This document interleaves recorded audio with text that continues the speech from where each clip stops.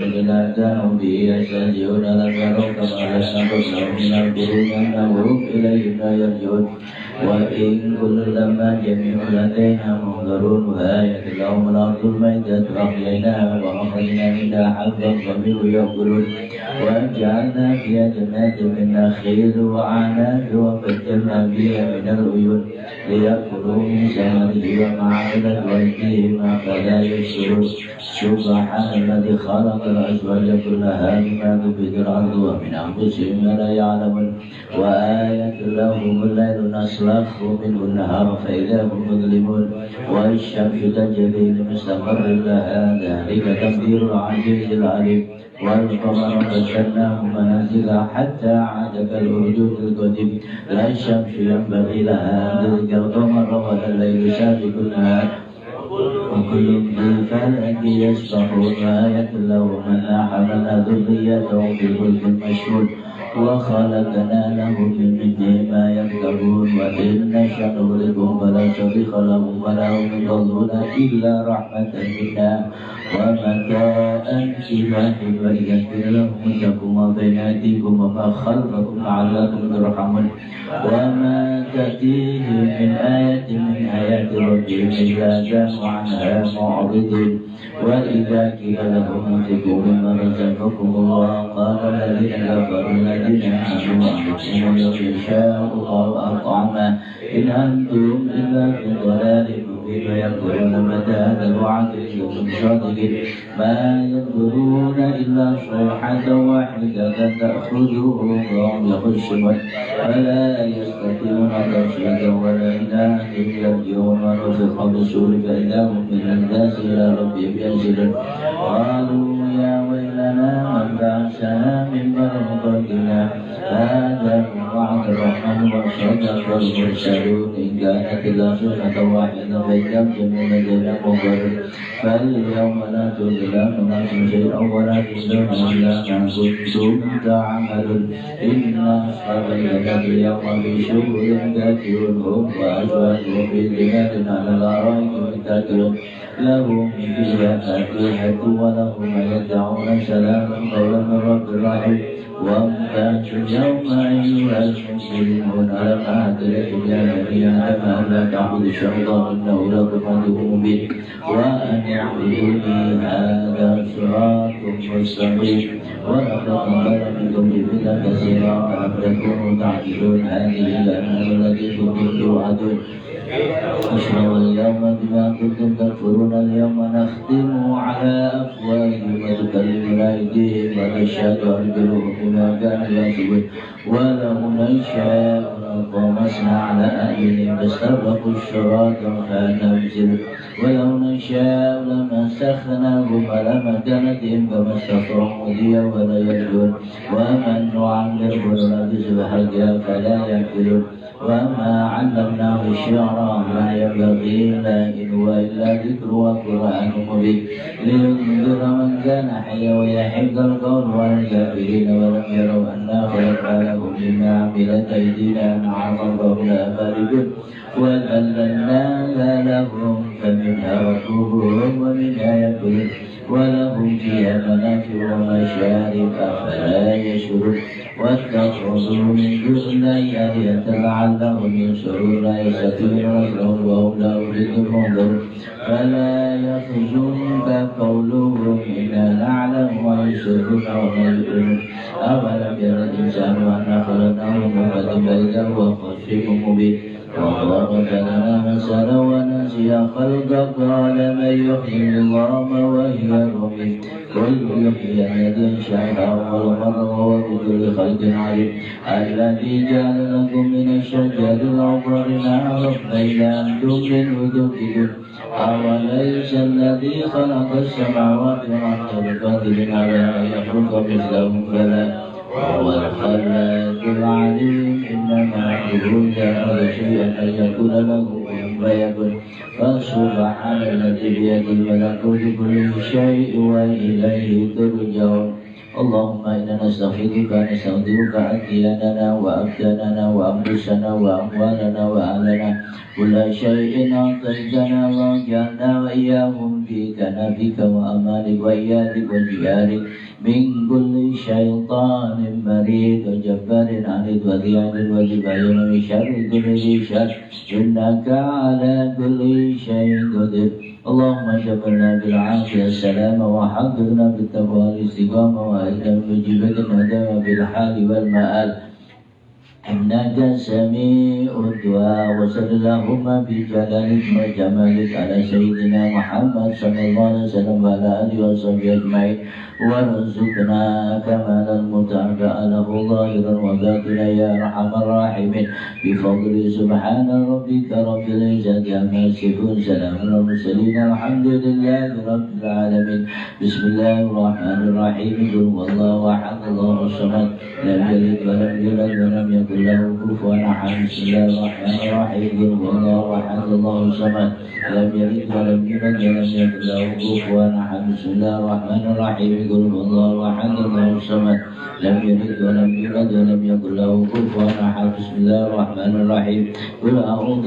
برب الفلق من شر ما خلق من شر غاسق إذا وقب من شر النفاثات في العقد من شر حاسد حسد بسم الله الرحمن الرحيم قل أعوذ برب الفلق من شر ما خلق من شر غاسق إذا وقب ومن شر النفاثات في العقد ومن شر حاسد إذا حسد بسم الله الرحمن الرحيم قل أعوذ برب الفلق من شر ما خلق من شر غاسق إذا وقب ومن شر النفاثات في العقد ومن شر حاسد إذا حسد بسم الله الرحمن الرحيم قل أعوذ برب الناس ملك الناس إله الناس من شر الوسواس الخناس الذي يوسوس في صدور الناس من الجنة والناس بسم الله الرحمن الرحيم قل أعوذ برب الناس ملك الناس إله الناس من شر الوسواس الخناس الذي يوسوس في صدور الناس من الجنة والناس بسم الله الرحمن الرحيم قل أعوذ برب الناس ملك الناس إله الناس من شر الوسواس الخناس الذي يوسوس في صدور الناس من الجنة والناس ربي أعوذ بك من همزات الشياطين وأعوذ بك يا ربي أن يحضرون ربي أعوذ بك من همزات الشياطين وأعوذ بك يا ربي أن يحضرون ربي أعوذ بك من همزات الشياطين وأعوذ بك يا ربي أن يحضرون أفحسبتم أنما خلقناكم عبثا وأنكم إلينا لا ترجعون فتعالى الله الملك الحق لا إله إلا هو رب العرش الكريم ومن يدع مع الله إلها آخر لا برهان له به فإنما حسابه عند ربه إنه لا يفلح الكافرون وقل رب اغفر وارحم وأنت خير الراحمين فسبحان الله حين تمسون وحين تصبحون وله الحمد في السماوات والأرض وعشيا وحين تظهرون يخرج الحي من الميت ويخرج الميت من الحي ويحيي الأرض بعد موتها وكذلك تخرجون أعوذ بالله السميع العليم من الشيطان الرجيم بسم الله الرحمن الرحيم لو أنزلنا هذا القرآن على جبل لرأيته خاشعا متصدعا من خشية الله وتلك الأمثال نضربها للناس لعلهم يتفكرون هو الله الذي لا إله إلا هو عالم الغيب والشهادة هو الرحمن الرحيم هو الله الذي لا إله إلا هو الملك القدوس السلام المؤمن المهيمن العزيز الجبار المتكبر سبحان الله عما يشركون هو الله الخالق البارئ المصور له الأسماء الحسنى يسبح له ما في السماوات والأرض وهو العزيز الحكيم سلام على نوح في العالمين إنا كذلك نجزي المحسنين إنه من عبادنا المؤمنين أعوذ بكلمات الله التامات من شر ما خلق أعوذ بكلمات الله التامات من شر ما خلق أعوذ بكلمات الله التامات من شر ما خلق بسم الله الذي لا يضر مع اسمه شيء في الأرض ولا في السماء والسميع العليم بسم الله الذي لا يضر مع اسمه شيء في الأرض ولا في السماء والسميع العليم بسم الله الذي لا يضر مع اسمه شيء في الأرض ولا في السماء وهو السميع العليم. اللهم إني أشكرك بك في نعمة وعافية وستر فأتم نعمتك علي وعافيتك وسترك في الدنيا والآخرة. اللهم إني أشكرك منك في نعمة وعافية وستر فأتم نعمتك علي وعافيتك وسترك في الدنيا والآخرة. اللهم إني أشكرك منك في نعمة وعافية وستر فأتم نعمتك علي وعافيتك وسترك في الدنيا والآخرة. اللهم إني أشهدك وأشهد حملة عرشك وملائكتك جميع خلقك أنك أنت الله لا إله إلا أنت لا شريك لك وأن سيدنا محمدا عبدك ورسولك. اللهم إني أشهدك وأشهد حملة عرشك وملائكتك جميع خلقك أنك أنت الله لا إله إلا أنت وحدك لا شريك لك وأن سيدنا محمدا عبدك ورسولك. اللهم إني أشهدك وأشهد حملة عرشك وملائكتك جميع خلقك أنك أنت الله لا إله إلا أنت وحدك لا شريك لك وأن سيدنا محمدا عبدك ورسولك. اللهم إني أشهدك وأشهد حملة عرشك وملائكتك جميع خلقك أنك أنت الله لا إله إلا أنت وحدك لا شريك لك وأن سيدنا محمدا عبدك ورسولك. الحمد لله رب العالمين حمدا يوافي نعمه ويكافئ مزيدا. الحمد لله رب العالمين حمدا يوافي نعمه ويكافئ مزيدا. الحمد لله رب العالمين حمدا يوافي نعمه ويكافئ مزيدا.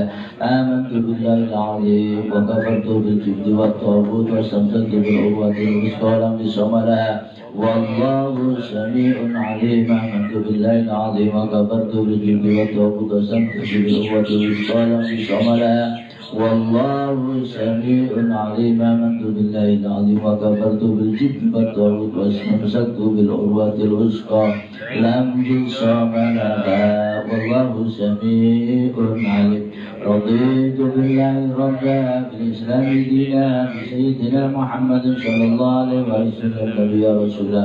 رضيت بالله ربا بالإسلام دينا بسيدنا محمد صلى الله عليه وآله وسلم نبيا رسولا. رضيت بالله ربا بالإسلام دينا بسيدنا محمد صلى الله عليه وآله وسلم نبيا ورسولا. حسبي الله لا إله إلا هو عليه توكلت وهو رب العرش العظيم.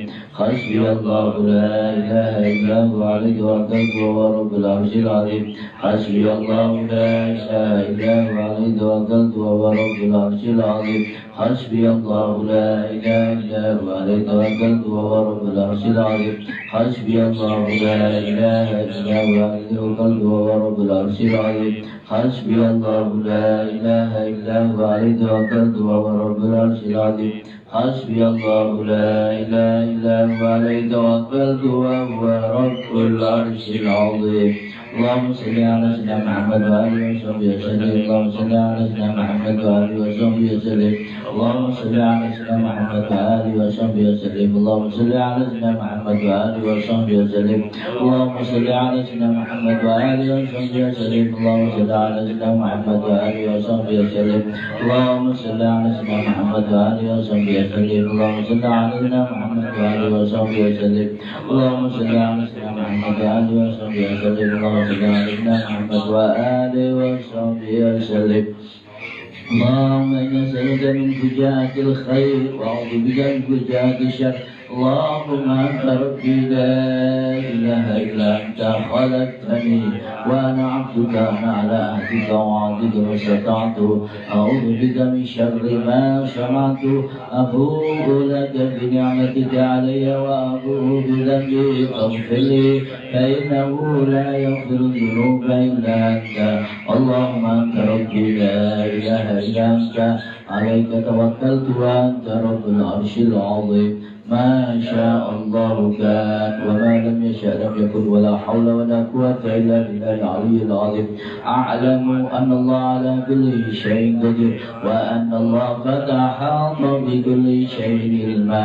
اللهم إني أعوذ بك من شر نفسي ومن شر كل دابة أنت آخذ بناصيتها إن ربي على صراط مستقيم. يا حي يا قيوم برحمتك أستغيث ومن عذابك أستجير. أصلح لي شأني كله ولا تكلني إلى نفسي طرفة عين. اللهم إني أعوذ بك من الهم والحزن وأعوذ بك من العجز والكسل وأعوذ بك من الجبن والبخل وأعوذ بك من غلبة الدين وقهر الرجال. اللهم إني أسألك العافية في الدنيا والآخرة. اللهم إني أسألك العفو والعافية والمعافاة الدائمة في ديني ودنياي وأهلي ومالي. اللهم استر عوراتي وآمن روعاتي. اللهم احفظني من بين يدي من خلفي وعن يميني وعن شمالي وعن فوقي وأعوذ بعظمتك أن أغتال من تحتي. اللهم أنت خلقتني وأنت تهديني وأنت تكرمني وأنت تسقيني وأنت تميتني وأنت تحييني وأنت على كل شيء قدير. أصبحنا على فطرة الإسلام وعلى كلمة الإسلام وعلى دين نبينا محمد صلى الله عليه وآله وسلم وعلى ملة أبينا إبراهيم حنيفا مسلما وما كان من المشركين. اللهم بك أصبحنا بك أمسينا بك نحيا بك نموت وعليك نتوكل وإليك النشور. أصبحنا وأصبح الملك لله والحمد لله رب العالمين.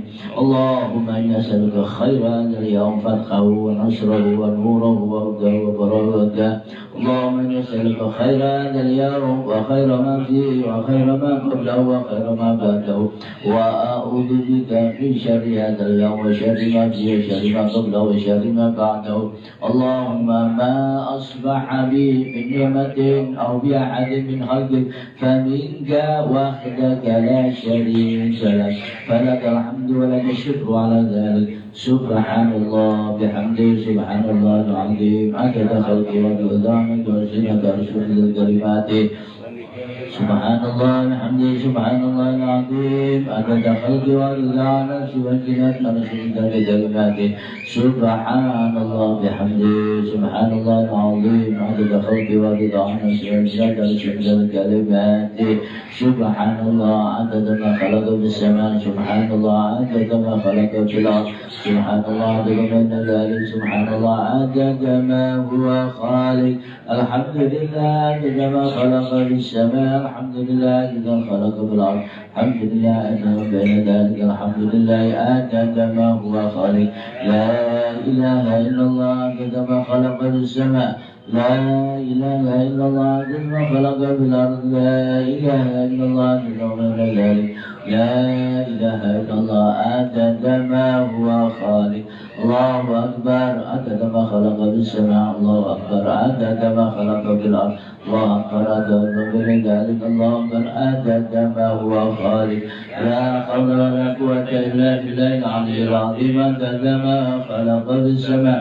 لا حول ولا قوة إلا بالله العلي العظيم عدد ما خلق في الأرض. لا حول ولا قوة إلا بالله العلي العظيم عدد ما بين ذلك.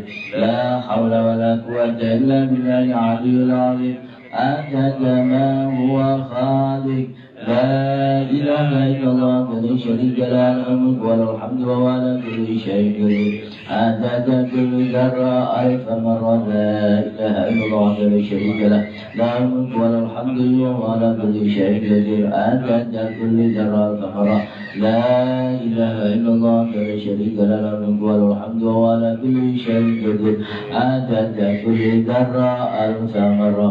بسم الله ما شاء الله لا يسوق الخير إلا الله. بسم الله ما شاء الله لا يسوق السوء إلا الله. بسم الله ما شاء الله ما كان من نعمة فمن الله. بسم الله ما شاء الله لا حول ولا قوة إلا بالله. اللهم صل وسلم على سيدنا محمد المفتاح باب رحمة الله عدد ما في علم الله صلاة وسلاما دائمين بك والملك الله وعلى آله وصحبه عدد كل ذرة ثمرة. اللهم صل وسلم على سيدنا محمد مفتاح باب رحمة الله عدد ما في علم الله صلاة وسلاما دائمين بدوام الله وعلى آله وصحبه عدد كل ذرة ثمرة. اللهم صل وسلم على سيدنا محمد مفتاح باب رحمة الله عدد ما في علم الله صلاة وسلاما دائمين بدوام الله وعلى آله وصحبه عدد كل ذرة ألف مرة. بسم الله الرحمن الرحيم. اللهم إني اخترت بترد الله تقوله ما شاء الله تخلق لا إله إلا الله بعده محمد رسول الله صلى الله عليه وسلم سبته لا حول ولا قوة إلا بالله العلي العظيم. أحاط بنا من بسم الله الرحمن الرحيم. الحمد لله رب العالمين الرحمن الرحيم مالك يوم الدين إياك نعبد وإياك نستعين اهدنا الصراط المستقيم صراط الذين أنعمت عليهم غير المغضوب عليهم ولا الضالين. سور اللهم لا إله إلا هو الحي القيوم لا تأخذه سنة ولا نوم له ما في السماوات وما في الأرض الذي يشفع عنده إلا بإذنه يعلم ما بين أيديهم ما خلفهم ولا يحيطون بشيء من علمه إلا بما يشاء وسع كرسيه السماوات والأرض ولا يؤوده حفظهما وهو العلي العظيم. بنا استدارت كما استدارت الملائكة تنزل بلا حدث ولا سوء من كل قدر مقدور وحذر مقدور ومن جميع الشرور تتارشنا بالله من عدونا وعدو الله من سكر أرسل الله إلا طيب الله بمئة ألف لا حول ولا قوة إلا بالله العلي العظيم. صنعته لا تنبغي بمئة ألف لا حول ولا قوة إلا بالله العلي العظيم. اللهم إنا حضرنا رجل بشرك الجن والإنس والوحوش من بشر أو شيطان أو سلطان أو اسم فرد نذرهم بالجدال وقلوبهم في وسواس وأيديهم في إفلاس وأعوذ من الرجل والسلاح في سهل الجنة ولا جبل الجنة بمئة ألف لا حول ولا قوة إلا بالله العلي العظيم. صلى الله على سيدنا محمد وعلى آله وصحبه وسلم. اللهم صل على سيدنا محمد وصل على سيدنا مولانا محمد خير البرية صلاة تسلمنا بها وتسر علينا وأولادنا وأقربانا وأحبابنا ومعلمنا وتعلمنا واصدقائنا وجيراننا وتسلم بيوتنا ومساجدنا ومعاهدنا ومدارسنا ومزارعنا ومكاتبنا وجميع محلاتنا وأموالنا من شر زلزلة الأرض وخرقاتها ومن شر الأمطار والرياح والصواعق وغيرها ومن شر السيارات والطائرات والبواخر وجميع المركوبات وأنواعها ومن شر الوباء والآفات والآهات وأشباهها ومن شر الجن والإنس والوحوش والطاغوت والشياطين ومكائدها ومن التردي والهدم والخرق والغرق وجميع المصائب ومضاربها ومن كل بلاء في الدين والدنيا والآخرة بجاه المصطفى وعلى آله وصحبه وسلم تسليما.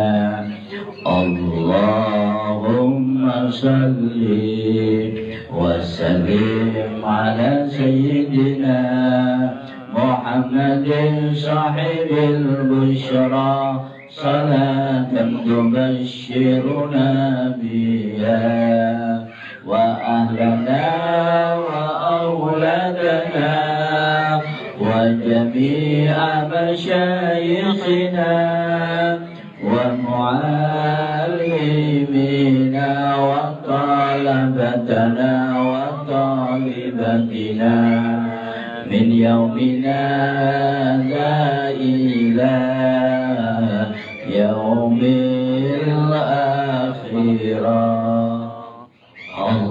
اللهم صل وسلم على سيدنا محمد صاحب البشرى صلاة تبشرنا بها وأهلنا وأولادنا وجميع مشايخنا ومعلمينا وطلبتنا وطالبتنا نجنا من يومنا هذا إلى يوم الآخرة اللهم صل وسلم على سيدنا محمد صاحب البشرى صلاة تبشرنا بها وأهلنا وأولادنا وجميع مشايخنا ومعلمينا وطلبتنا وطالبتنا من يومنا هذا إلى يوم الآخرة.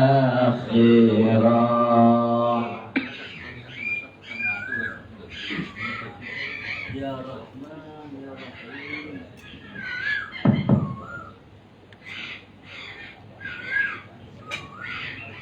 Assalamualaikum warahmatullahi wabarakatuh. Alhamdulillah wa syukurillah wa la hawla wa la quwwata illa billah. Wassalatu wassalamu ala rasulillah wa ala alihi wa sahbihi wa man wala. Amma ba'du, al-mukarramun, para habaib, para kiai, para asatid, wabil khusus guru kita al-mukarram Dr. Kiai Haji Al-Habib Sigap Hasan Baharun MHI, guru kita Kiai Haji Nurholis Mustari, yang kami hormati Bapak Dr. Andes Haji Abdul Hanan MSI, Asisten Sekda Kabupaten Sampang, yang kami hormati Bapak Haji Subhan SAG SH, Wakil Ketua Pengadilan Agama Kota Kediri, yang kami hormati Bapak Haji Jati SH MHum, Ketua Pengadilan Agama Bangil. Hadirin sahabat-sahabat Al-Bushra, para pirsawan, para pemirsa yang dimuliakan Allah. Awalan tiada henti kita berucap rasa syukur kepada Allah Subhanahu wa taala yang telah melimpahkan rahmat, hidayah serta inayah kepada kita semua, sehingga pada pagi subuh kali ini kita bisa bermuajah dalam pertemuan menghadiri majelis ilmu Subhan Al-Bushra dalam keadaan sehat walafiat. Yang kedua, mudah-mudahan selawat serta salam tetap tercurahkan kepada junjungan kita baginda Rasulullah Muhammad sallallahu alaihi wasallam. Hadirin sahabat-sahabat Al-Bushra yang kami muliakan, topik pertemuan 103 pada tanggal 15 November 2020 pada ketepatan dengan 29 Rabiul Awal 1442 Hijriah, kita mengambil topik sholat yang dicontohkan oleh Rasulullah Sallallahu Alaihi Wasallam. Marilah kita ikuti tausiah guru kita dengan penuh kekhusyuan. Kepada Dr. Kiai Haji Habib Sigap Hasan Baharun kami haturkan. Allahumma sholli ala Sayyidina Muhammad.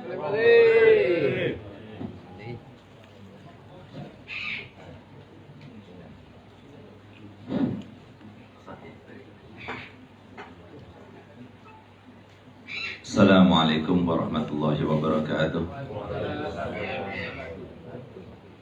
Alhamdulillah Rabbil Alamin. Wassalatu wassalamu ala ashrafil anbiya wal mursalin Sayyidina Muhammadin wa ala alihi wa sahbihi ajma'in.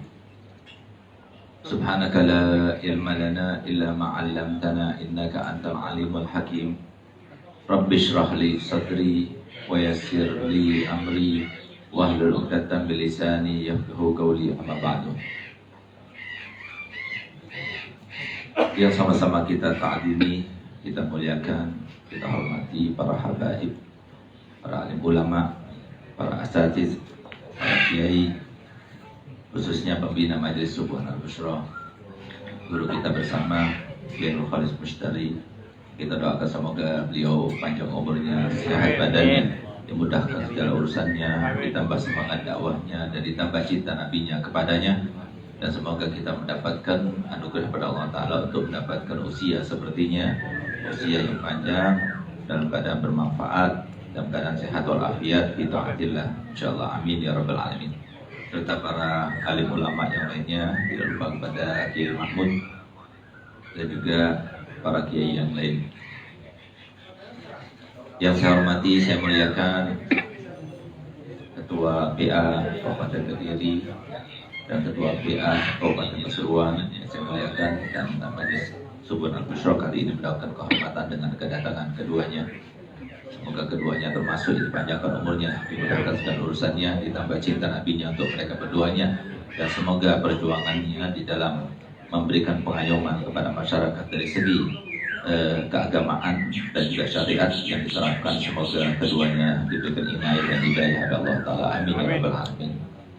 Tidak lupa kepada asisten sekaligus Kepala Dinas Perindustrian Kabupaten Sampang, Ki Abdul Hanan, yang hadir bersama kami dan istiqomah, dan juga semua para pejabat yang hadir, para pengurus Jamaah Subuhan Al-Busyra, saudara-saudara kami yang selalu kami banggakan dan kami doakan, saudara-saudara kami kaum muslimin, kaum muslimat, terutama Jamaah Subuhan Al-Busyra dan pemirsa Darwa TV dimanapun berada yang dimuliakan oleh Allah SWT. Lagi-lagi kami mengawali dengan permintaan maaf karena masih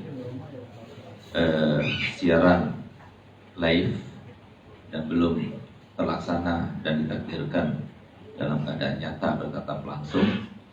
Insyaallah dalam waktu dekat, insyaallah kita minta pada Allah Ta'ala semoga dengan berkat majelis yang kita laksanakan ini, Corona menyingkir dari negeri kita, dan semoga secepatnya insyaallah kita dipertemukan secara langsung, insyaallah, amin ya rabbal alamin.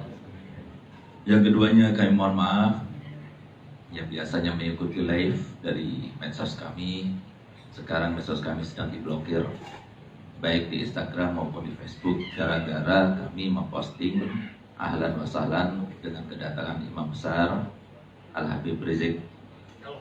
Semoga ke depan nanti kebebasan betul-betul kita bisa rasakan, bukan cuma kebebasan bagi mereka dalam menyerang agama Islam, tapi kebebasan dirasa untuk semua agama, terutama agama Islam. Jadi kita mohon pada Allah Ta'ala semoga diberikan keadilan juga kepada mereka yang mengaku dirinya sebagai toleran, mengaku dirinya sebagai seorang bebas di dalam melaksanakan hal, maka semoga ini juga bebas.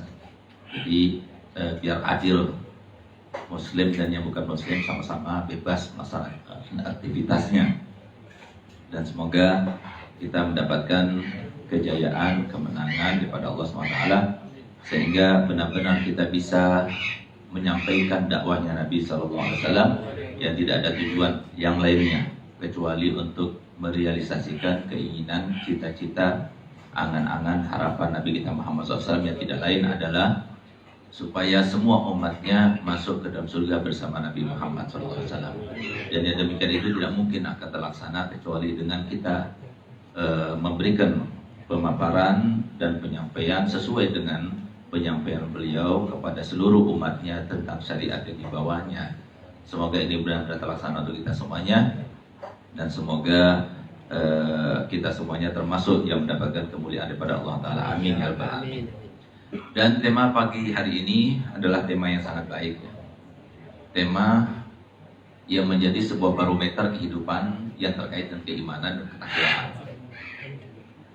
Tema yang jikalau kita itu benar-benar menerapkan di dalam kehidupan nyata, maka tentunya fungsi daripada sholat itu yang sekarang kita sedang bahas itu benar-benar terlaksana dalam kehidupan kita. Karena fungsi yang utama daripada sholat adalah terkait dengan dua ayat yang menjadi sebuah pokok pembahasan kita dan yang menjadi pokok inti daripada tujuan hidup kita. Dua ayat, satu implementasi, yang satunya lagi sebab utamanya kita itu jauh daripada terrealisasinya apa yang kita inginkan dan kita harapkan daripada Allah Subhanahu wa taala terlaksana. Yaitu sebuah ayat yang jikalau kita amati, kita cerna dengan seksama, kita pahami dan kita pelajari, maka itu menjadi sebuah ayat yang benar-benar menjadi sebuah kendala yang paling utama. Kenapa kita ini tidak menggapai harapan dan kenapa Allah SWT selalu menegur kita dengan berbagai macam musibah, cobaan dan sebagainya, dan kenapa keluarga kita yang kita harapkan selalu mengikuti ajaran yang diajarkan oleh Nabi kita Muhammad SAW langsung itu tidak terlaksana atau kurang terlaksana. Yaitu firman Allah Ta'ala yang diajarkan oleh para setan-setan itu, supaya kalau seumpama kaum muslimin membaca ayat itu supaya dikabulkan pandangannya. Kalau bisa dibaca saja tapi tidak mengerti apa maksudnya. Karena memang ayat itu bahaya bagi setan. Karena ini adalah solusi yang paling utama untuk kita mendapatkan kedekatan diri kepada Allah dan Rasulnya Sallallahu Alaihi Wasallam. Ayo kita sama-sama dengarkan, lalu kita sama-sama sebarkan, kemudian sama-sama kita terapkan dalam kehidupan kita. Yaitu A'udzubillahi minasyaitonirrajim. Bismillahirrahmanirrahim. Wala takunu kalladzina nasullaha fa'ansahum anfusahum. Janganlah kalian itu menjadi mereka-mereka yang melupakan akan Allah Subhanahu wa taala. Ketika mereka lupa kepada Allah, maka Allah pun juga melupakan kepada kalian terkait kesempatan yang harusnya kalian dapatkan dan kalian raihkan. Inilah menjadi sebab utama dan faktor yang paling utama kenapa kita tidak meraih apa yang kita inginkan. Banyak yang tidak paham ternyata sholat itu adalah salah satu sebab yang paling utama supaya kita tidak lupa kepada Allah. Ketika kita lupa kepada Allah, tahu kan apa sesuai dengan firman Allah Ta'ala tadi, kesempatan yang baik yang harusnya kita dapatkan. Sebuah kesempatan yang baik itu yang dimaksudkan adalah semua harapan kita terrealisasikan. Kita ingin hidup bahagia, kita ingin hidup sejahtera, kita ingin hidup aman sentosa, kita ingin hidup dalam keadaan sehat walafiat. Semuanya itu kan kita tahu datangnya hanyalah daripada Allah, bukan dari uang kita, bukan dari jabatan kita, bukan dari atasan kita, bukan dari perusahaan yang kita bekerja di sana, tapi semua datang daripada Allah. Bagaimana mungkin Allah Ta'ala akan memberikan kalau kita ini dalam posisi yang salah, dalam posisi yang tidak berada di dalam posisi yang diharapkannya dan diperintahkannya. Itulah sebabnya. Makanya jangan banyak mengeluh. Selalu saja ada masalah. Dengan keluarga masalah, dengan keuangan masalah, dengan tetangga masalah, dengan urusan kita masalah. Jangan kita itu mengeluh. Kenapa? Karena kita sendiri yang membuatnya. Sesuai dengan firman Allah Ta'ala, "Dhaharal fasadu fil barri wal bahri bima kasabat aydin nas linudzikahum ba'dal ladzi amilu la'allahum yarji'un." Jadi tampak kerusakan ini di bumi baik secara universal, kompleks, keseluruhan ataupun secara individual, secara perorangan, ya itu semua tampaknya itu karena ulah kalian sendiri. Yang maksudnya Allah Ta'ala itu tujukan dan tunjukkan dan Allah Ta'ala tampakkan bekas daripada apa yang kalian lakukan itu supaya kita itu kembali kepadanya. Artinya kalau semua kita tidak kembali kepadanya dan kita tidak kembali ke jalan yang benar, maka niscaya cobaan dan bencana itu terus akan bergulir kepada kita. Dan itu terus tidak akan berhenti sampai kita taubat. Kenapa? Karena memang Allah Ta'ala itu memberikan itu semuanya itu sebagai rahmat kepada kita dan sebagai tanda kasih sayangnya Allah kepada Nabi kita Muhammad SAW. Kenapa Allah Ta'ala memberikan teguran kepada kita? Karena Allah rahmat kepada kita, sayang kepada kita, untuk supaya teguran-teguran tersebut yang berupa ujian dan cobaan itu menjadi sebab kita diampuni dosanya, diangkat derajatnya, ditambah pahalanya, sehingga terrealisasi keinginan Nabi Muhammad untuk supaya semua umatnya masuk surga bersama Nabi Muhammad.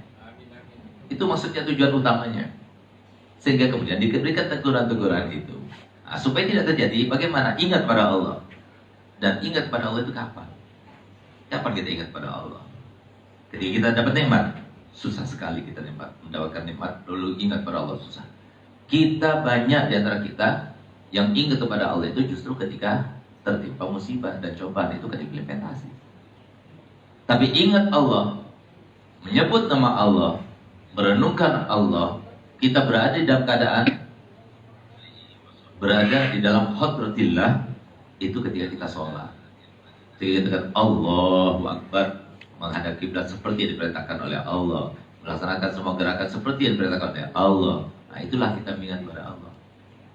Sehingga pantas kalau kemudian ketika datang seseorang kepada Imam Hasan Basri, dia mengadukan terkait dengan rezekinya yang macet, rezekinya yang sempit, rezekinya yang seret.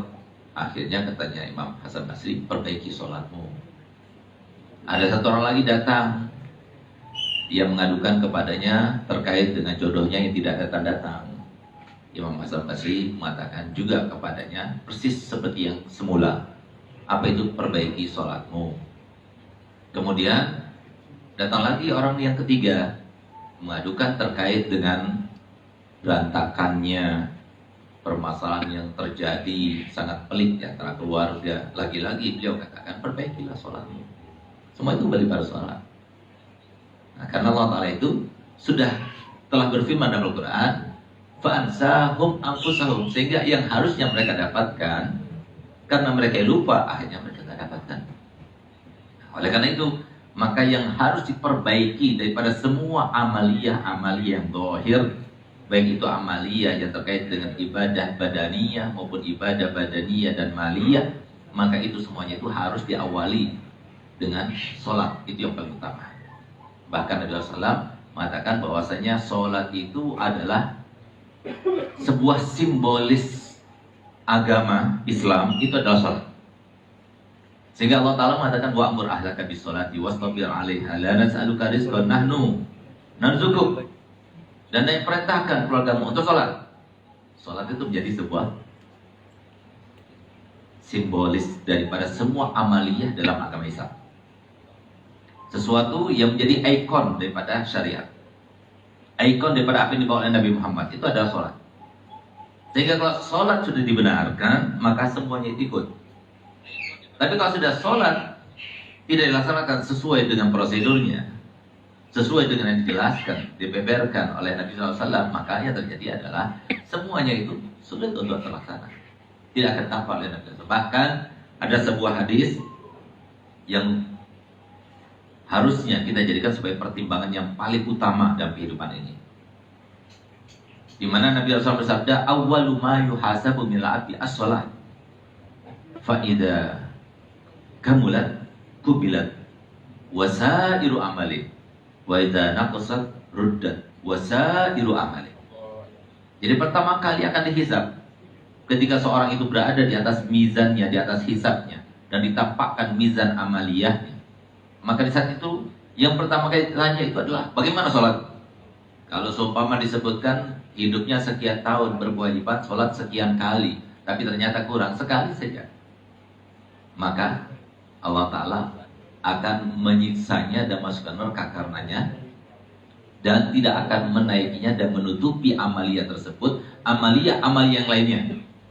Tapi sebaliknya, kalau seumpama ada seorang yang dihisab pertama kali sholatnya, lalu kemudian sholatnya itu ternyata sempurna, padahal amalnya kurang sempurna, riayahnya kepada keluarganya kurang sempurna, dan lain sebagainya kurang sempurna, semuanya itu diangkat oleh Allah Ta'ala berkat sholatnya. Tapi kalau sudah sholatnya kurang, maka semuanya itu tidak akan bisa menutupi kekurangan yang di dalam sholat. Sehingga ayo, kita semua punya masa-masa jahiliyah dulu, ya, masa SMPK, masa SMAK, atau masa ketika kita masih kuliah dan sebagainya. Mungkin di situ, di sana situ ada sholat-sholat yang kita tinggalkan. Ayo, untuk masih dikasih umur, nggak usah sholat qobliyah ba'diyah, nggak usah sholat sunnah. Bahkan para ulama mengatakan sholat sunnah tidak diterima oleh Allah kalau punya hutang sholat. Itu yang utama. Tapi ala kulli hal ada sebagian pendapat para ulama, di antaranya Habib Haddad, beliau lalu kemudian dia terapkan untuk menggodoknya dengan semampunya. Misalnya apa? Dia punya godokan selama 5 tahun. Tanya kepada dirinya, berapa kali dia itu mampu untuk menggandakan sholatnya setiap waktunya? Hanya sekali, ya sudah, nggak apa-apa. Yang penting istiqomah. Setiap sholat duhur adaan, nanti sholat duhur godokan sekali. Sehingga apa? Tidak berlalu waktu 5 tahun, sudah selesai. Kalau sebelum waktu 5 tahun itu genap, ternyata dia meninggal dunia, insya Allah diangkat sudah selesai. Tapi kalau seumpama dia bisa menggandakan sampai 2 kali, berarti kan 2 tahun setengah selesai. Bisa mengadakan 3 kali, berarti kan kurang daripada itu. Itu maksudnya. Jadi setiap sholat, jadi nggak harus. Kalau seumpama sholat duhur, berarti godonya sholat duhur juga. Enggak, boleh kapan saja. Cuma supaya kita mudah mengingatnya, kan enak kalau sholat duhur sekali adaan, nanti sholat duhur kedua kalinya godoan, atau ketiga kalinya godoan, begitu pula sampai keempat kali semampunya. Nggak usah dipaksakan. Nah, itu kata Nabi Haddad. Walaupun yang utama nggak boleh dia sholat sunnah, nggak boleh, kecuali semua waktunya digunakan selain untuk istirahat dan selain untuk yang wajib-wajib saja, semuanya harus digunakan untuk menggodok sampai habis. Nah, itu yang utama. Tapi alhamdulillah ada sebagian imam di antaranya Abu Haddad yang memberikan solusi bagi kita.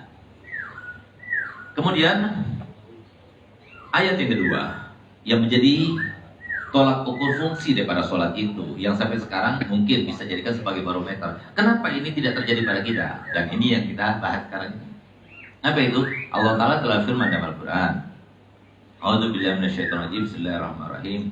Innas sholata tanha 'anil fahsya'i wal munkar. Sholat itu sebenarnya fungsinya bisa mencegah orang yang melaksanakannya itu daripada perbuatan keji dan kemungkaran. Tapi herannya sekarang ini kenapa banyak ya orang yang sholat tapi masih saja berbuat keji.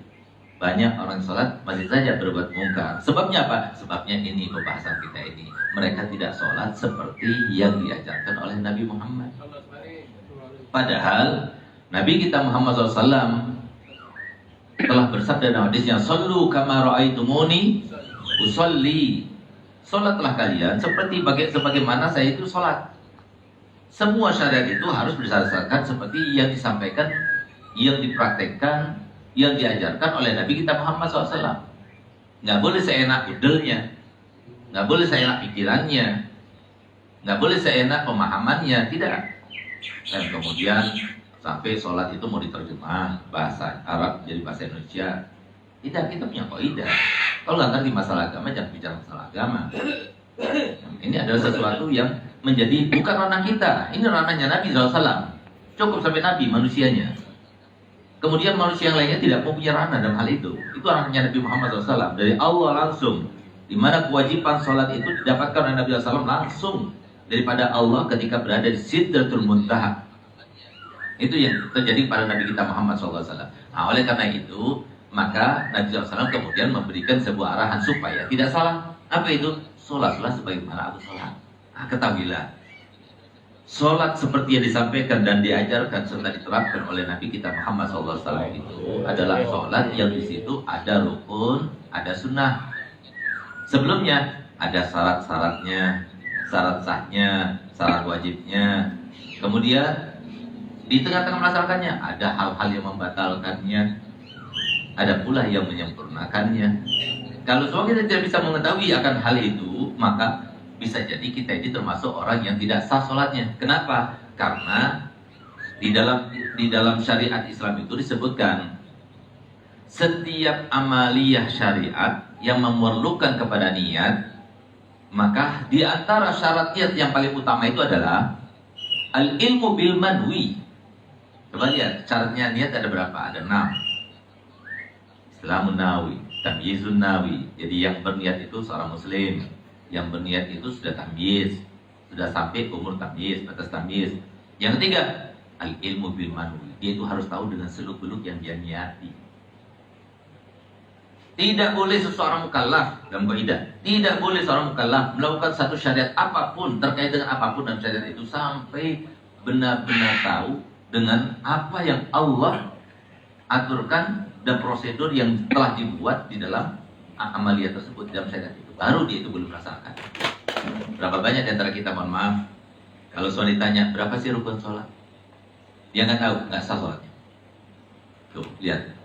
Yang kita katakan, wah, Islam itu ekstrim banget ya. Islam itu sulit banget. Tidak, mudah. Rasulullah SAW bersabda, ad-dinu yusrun la usur. Agama itu mudah, nggak ada yang sulit. Cuma kitanya yang mempersulit diri kita sendiri. Kalau main bola 1,5 jam bisa. Nonton bola 1,5 jam bisa. Kita menonton televisi sampai beberapa jam tidak terasa. Tapi kenapa kalau kita itu belajar sholat, ya mungkin 1 jam saja sudah selesai. 1 jam itu maksimal banget gitu ya. Ngerti banget masalah sholat. Kenapa kita nggak mau belajar sholat untuk membedakan antara rukun sholat yang 13 jumlahnya ya, dengan yang sunnah-sunnahnya, kita membedakan. Itu sudah 1 jam saja itu sudah maksimal. Kenapa kita tidak mau duduk di depan guru, belajar bagaimana sholat kita, benar apa tidak? Telusuri, pahami, pelajari, amati, lalu terapkan semua unsur yang terkait dengan rukun-rukunnya itu. Baru kita akan dapatkan sholat kita itu seperti fungsi utamanya. Itu apa? Kalau kita sholat seperti itu, maka kita akan jauh daripada semua kemungkaran. Kita akan jauh daripada semua pekerjaan yang kecil. Rezeki kita mudah. Kenapa? Allah ridho kepada kita. Kalau sudah Allah ridho kepada kita, apa sih yang tidak diberikan? Seperti kalau kita itu ridho, senang pada seseorang, apa sih yang tidak diberikan kepadanya? Karena kita ridho kepadanya. Apapun yang kita punya, kita akan berikan kepada dia. Itu yang terjadi pada Allah Ta'ala kepada kita. Nah, oleh karena itu para hadirin mulia Allah Ta'ala, ternyata rukun sholat itu ada 13 ya, dan rukun sholat itu terbagi menjadi ada rukun fi'liyah. Nah, rukun fi'liyah ada berapa? Coba lihat. Berdiri ya, kemudian ruku, kemudian i'tidal, kemudian sujud, bangun dari sujud, dan duduk untuk tasyahud. Ada berapa? Ada 6. Dan ternyata ada rukun qauliyah. Rukun qauliyah dikatakan rukun qauliyah karena rukun itu diucapkan. Itu ada berapa? Kita lihat. Ada takbiratul ihram, Allahu Akbar. Ada bacaan Al-Fatihah. Ada salawat kepada Nabi Muhammad SAW. Ada tasyahud yang akhir. Dan ada salam. Ada 5. Itu semua ada syaratnya itu. Nah, itu kita harus tahu. Nah, berarti arkan qauliyah itu ada 5. Kemudian ada rukun yang namanya rukun maknawiyah. Kenapa dikatakan maknawiyah? Karena tidak bisa dijangkau oleh panca indera. Kebalikannya itu hissiyah, itu bisa dijangkau oleh panca indera. Apa itu? Tumanina yang 4. Sebenarnya apa tumanina? Nggak bisa, kecuali kalau kita itu contohkan, kita tunjukkan seperti ini loh, itu baru tumanina. Nah, itu namanya rukun maknawiyah. 4. Tumanina. Tumanina ketika melaksanakan ruku, ketika melaksanakan i'tidal, ketika melaksanakan sujud, dan ketika melaksanakan duduk di antara 2 sujud. Itu wajib tumanina. Apa artinya tumanina? Tumanina itu adalah berdiam ketika melaksanakan rukun fi'li yang 4 tadi ya, dengan kadar membaca subhanallah. Harus dipastikan itu. Tidak boleh meragukan, harus pasti. Saya dalam keadaan rukuk sudah membaca subhanallah. Habis itu langsung berdiri, tidak ada masalah. Saya tidak dalam keadaan membaca subhanallah. Setelah itu kita sujud, nggak ada masalah walaupun kita tidak membaca doa-doa yang disunahkan. Walaupun itu berarti tidak sempurna. Nah, kemudian ada rukun qalbiyah. Rukun yang dilaksanakan oleh hati, makanya dikatakan rukun qalbiyah. Apa itu? Niat. Jadi, ini pembahasan yang paling penting ini ya, niat. Jadi niat itu bukan sesuatu yang sulit. Ya. Niat itu adalah memang pekerjaan hati. Tapi untuk kita laksanakan langsung dengan hati itu agak sulit. Lebih mudah kalau seumpama kita itu menerapkan seperti yang diperintahkan oleh Imam Syafi'i berdasarkan hadisnya Nabi. Apa itu? Dibaca dulu dengan lisan. Kemudian ketika takbir kita ingat-ingat apa yang kita baca. Selesai sudah, itu niat. Jangan sampai kita itu membacanya kemudian kita ditegur, kita diingkari. Nah, kemudian ini bid'ah dan sebagainya. Itu kan mazhabnya Imam Syafi'i. Mengucapkan niat sholat itu hukumnya sunnah. Untuk apa? Mempermudah seseorang melaksanakan sholat supaya dia itu bisa mencernanya dan menghadirkannya dalam hati. Nah, sehingga kalau misalnya seperti tadi sholat subuh, sholli fardhu subhi rakaataini imaman atau makmuman lillahi ta'ala Allah. Kita ingat saja apa yang kita baca. Beda kalau kita langsung Allah, susah kita itu mengingatnya. Angel gitu. Nah, kemudian niat itu harus berada ketika takbiratul ihram. Jangan cuma niat usolli fardhu subhi rakaataini mustaqbilal qiblat dan makmuman lillahi ta'ala Allah. Waktu Allah Akbar gak niat. Waktu tadi dia niat, gak sah. Jadi harus ketika kita mengucapkan antara alif sama ra, tapi nggak harus secara keseluruhan. Karena memang ada istihdor hakiki dan itu di atas kemampuan manusia. Ya. Jadi istihdor hakiki itu yang seperti dikatakan oleh para imam dalam kitab-kitab fikihnya, itu dari awal kita itu niat ya. Kita itu niat sholat subuh berarti dari mulai gerakan yang pertama kita berdiri baca Fatihah, ruku, i'tidal, kemudian sujud, lalu bangun dari sujud lagi, terus baru bangun ke rakaat yang kedua, baca Fatihah, kemudian ruku, kemudian i'tidal, kemudian semuanya dibayangkan. Ketika dari bacaan alif Allahu Akbar susah, belum selesai dipanjangkan juga, nggak selesai juga kita membayangkannya. Nah, sehingga bukan itu. Yang penting kita itu membayangkan apa yang kita niati tadi. Usolli, aku sholat fardhu subhi, sholat subuh yang wajib. Rakaat ini 2 rakaat. Makmuman, saya makmum pada imam itu. Lillahi ta'ala, karena Allah Ta'ala. Kita lihat Allah, dan Allah panjang banget. Nggak merasa nggak ragu, tidak pasti. Allah lagi, Allah sampai imamnya Allah baru rukuk lagi. Nah itu karena apa? Karena kurangnya pengetahuan dia dalam agama. Makanya jangan was-was. Kalau was-was itu jangan ibadah. Kalau was-was kita jangan di dalam masalah ibadah. Was-was itu dalam masalah zakat maliyah itu boleh, atau ibadah maliyah itu boleh. Sudah sedekah belum? Kayaknya belum. Sudah lagi. Nah, itu kan manfaat bagi kaum muslimin. Nah, bagus. Nah, tapi kalau soal sholat, apa manfaatnya buat orang lain? Nggak ada manfaatnya. Malah bikin sebel sama orang lain. Ada satu orang yang sholat itu kadang-kadang sholatnya, kalau dia mau sholat tuh anaknya itu harus ada di sampingnya. Kenapa? Sah baru sah. Kalau nggak dibilang sah nggak ada, terus dia itu Allah Akbar. Tapi anak bilang sah Bang, langsung sah. Nah, nanti ketika mau rukuk juga seperti itu. Gitu. Sudah cukup Pak, bangun lagi. Nah, itu. Nah ini yang semacam itu. Jadi biar tahu orang yang waswas dan ibadah itu bukan karena warok, bukan karena kehusukan, bukan karena kehebatan, bukan karena luar biasa ya dia sholat ibadahnya. Enggak, justru sebabnya orang was-was dalam sholat, dalam wudhu, dalam segala hal itu 2. 1, akalnya kurang. Yang kedua, agak bodoh dalam agama. Pilih yang mana? Dua-duanya nggak ada yang pilih, itulah sebabnya. Kita lihat bagaimana mereka para ulama sholat. Mereka itu belajar daripada gurunya belajar daripada gurunya lagi belajar pada gurunya, sampai kepada para tabi'in belajar langsung melihat seperti yang diterapkan oleh para sahabat Nabi belajar langsung melihat kepada Nabi kita Muhammad SAW. Itulah maksud daripada sabda Nabi SAW, sallu kama ra'aitumuni sholli. Nah itu. Kemudian itu dalam niat.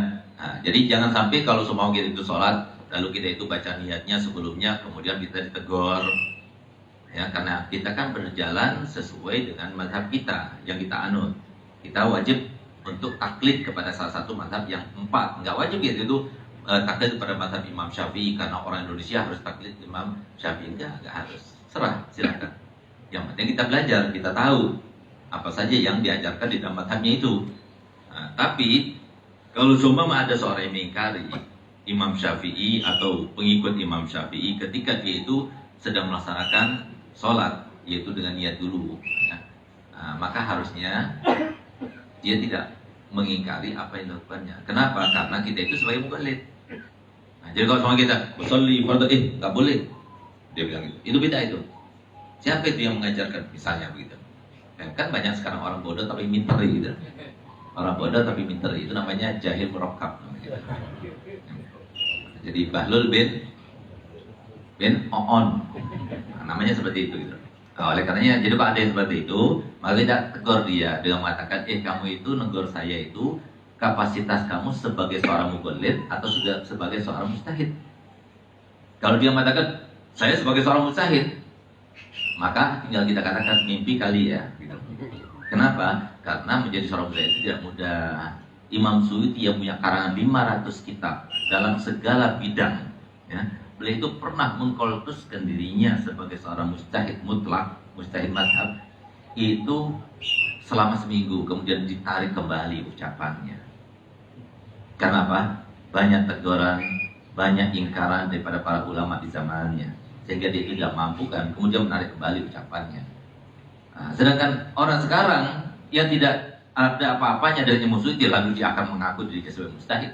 Mujtahid itu sebagaimana disebutkan dalam kitab Mabadi, di dalam kitab usul fikih, bahwasanya syarat untuk jadi mujtahid itu harus hafal Quran dengan 7 qiraahnya, tahu dengan semua asbab nuzulnya, membedakan antara nasikh dan mansukhnya itu, kemudian harus hafal 100.000 hadis, bukan dari kitab. Di mana hafal 100.000 hadis? Dari musnad ini, dari Sahih Muslim, dari enggak boleh. Harus langsung dengar perorangan, anfulan secara riwayat. 100.000 hadis. Baru kemudian dia boleh untuk menjadi seorang mujtahid. Ini ya enggak, bahasa Arab dia enggak ngerti. Jadi selalu mana dalilnya? Mana dalilnya? Selalu dikatakan mana dalilnya? Emang dalilnya mau diapain? Kamu ngerti bahasa Arab? Nah, gitu. Jadi ini sekarang banyak orang yang menteri. Jadi kalau ada yang kayak gitu udah, terus saya dihafal saja. Diamkan saja, ya. Jadi wa idza khatabahumul jahiluna qalu salam. Kalau ada orang bodoh yang berbicara udah diam aja. Nah, jadi jangan digubris yang semacam itu. Nah, yang penting kita itu berjalan sesuai dengan mazhab yang diajarkan oleh Imam Syafi'i kepada kita. Nah, dan kita sebagai seorang mukallid wajib taklid pada mazhab tersebut. Nah, kemudian ada beberapa hal yang banyak dilakukan daripada kesalahan dalam sholat. Ya. Yang pertama dalam niat tadi ya. Tapi sudah jelaskan bahwa niat itu harus di antara alif sama takbir, sama roh dari takbir. Ya. Allahu Akbar. Jadi niat itu harus di antara Allahu Akbar itu. Melintaskan niat, menghadirkan niat dalam hati itu ketika kita mengucapkan Allahu Akbar. Dan itu mudah. Tinggal kita hadirkan saja apa yang kita ucapkan tadi. Ya. Nah, kemudian di dalam niat sholat itu, ya kalau seumpama dia itu sholat sendirian tidak masalah. Kalau sholat berjamaah, sebagai syarat akan sah sholatnya itu harus disebutkan makmuman. Jadi niat sholat itu yang wajib usolli itu wajib, fardhu itu wajib, duhri atau subhi itu wajib. Ya. Kemudian makmuman atau makmuman itu wajib, kalau imam nggak wajib. Kemudian kalau ditambah kalau dia itu sholat qashar karena safar, maka qasrar itu aja yang wajib. Selain itu hukumnya sunnah, arba'a rakaat yang sunnah, mustaqbilal qiblati sunnah, lillahi ta'ala sunnah. Jadi usolli fardhu dhuhri makmuman. Udah, itu aja yang wajib. Nah, itu yang kita datangkan dan lintaskan, hadirkan dalam hati ketika kita mengucapkan Allahu Akbar. Kemudian kesalahan yang kedua, banyak orang yang salah dalam pengucapan surat Al-Fatihah. Kalau surat-surat yang lainnya atau zikir yang lainnya tidak jadi masalah, tapi jangan Fatihah. Kalau dia itu memang pelak, ya bisa dia mengucapkannya seperti kalau orang Betawi itu nggak bisa mengatakan siratal ladzina. bukan lazina, lazina. Gitu. Seperti orang Jawa biasanya Bismillahirrahmanirrahim, Alhamdulillah itu. Ya, atau seperti sebagian orang mengatakan ihdinas syiratal. Kalau dia itu memang pelat, ya, cadel, hukumnya wajib dia itu belajar kepada guru ngaji yang ngerti tajwid. Belajar dan belajar, terus diulangi. Dengan nanti yang guru ngaji itu memberikan sebuah sebuah pengajaran, ya, yang fokus kepada huruf yang dia tidak bisa mengucapkannya. Misalnya naminat murni mariron mariro, misalnya gitu. Jadi sampai guru ngaji, oh memang kamu itu pelat, emang kamu cadel, nggak mungkin bisa berubah, nggak mungkin. Nah, dia mengatakan nggak mungkin. Nah, berarti untuk kamu dimaafkan. Tapi kalau kamu jadi imam nggak boleh. Kalau ada makmum yang bisa mengucapkan seperti yang sempurna itu. Nah, jadi untuk kita yang cadel, kita dimaafkan. Untuk sholat kita tidak apa-apa. Sudah seperti itu kamu baca. Sampai suatu waktu ada yang bisa sebuah teori atau sebuah sistem yang bisa merubah kecadelan, baru punya wajib dia itu belajar. Wajib dia itu menggunakan teori tersebut. Nah, kalau seumpama dia tidak bisa juga, dimaafkan untuk dirinya, tapi tidak dimaafkan untuk orang lainnya. Sehingga orang yang cadel itu sama sekali tidak boleh jadi imam, baik sholat jahriyah maupun sirriyah, nggak boleh. Ya, nggak boleh orang cadel jadi imam, kecuali kalau seumpama makmumnya cadel juga seperti dia, satu huruf sama. Nah, tapi kalau hurufnya beda, cadelnya beda-beda, misalnya nggak boleh. Nah, tapi ini masalahnya, dia itu suami, walaupun suami. Tapi bukan berarti karena suaminya itu cadel, akhirnya istrinya jadi imam. Nggak sah. Istri nggak boleh jadi imam. Nah, kalau begitu gimana? Ya sudah, suami istri sholat di masjid supaya bisa jamaah. Kalau nggak bisa, ya sudah, biar suaminya saja sholat di masjid. Nah, karena memang tidak sah hukumnya. Itu banyak kesalahan dalam hal itu. Nah, oleh karenanya, setiap orang itu paling sedikit, kalau seumpama dia itu mau ngambil keberkahan, belajar pada seorang guru, paling sedikit itu baca surat Al-Fatihah kepada guru itu.